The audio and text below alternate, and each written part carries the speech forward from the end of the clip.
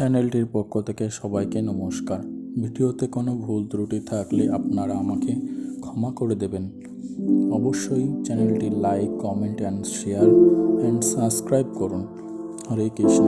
ভিডিওটিতে শ্রী ভগবদ গীতা নিয়ে আলোচনা করব। আমরা জানি মহাভারতে ভগবান শ্রীকৃষ্ণ অর্জুনকে যে জ্ঞান দান করেছিলেন সেই জ্ঞানকে শ্রী ভগবদ গীতা বলা হয়। ওম নমো ভগবতে বাসুদেবায়।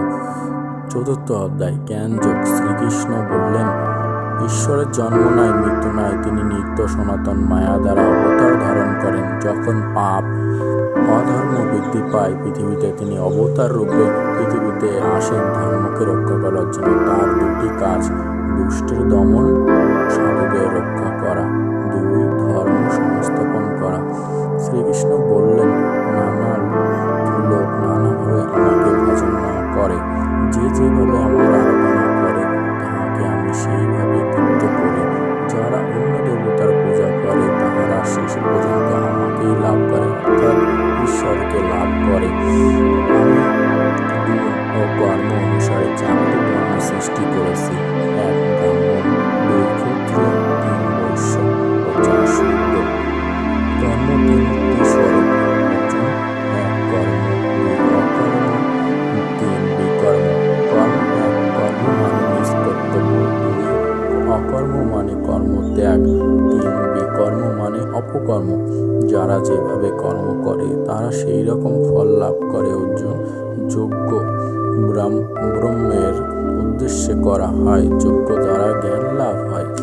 অর্জুন, এই পৃথিবীতে সর্ব আত্মা ও আমার আত্মা একই, এর নামই হলো জ্ঞান। জ্ঞান দ্বারা মোহ দূর হয়, মোহ দূর হইলে পাপ বিনষ্ট হয়, কর্মবন্ধন থেকে মুক্তি পাওয়া যায়।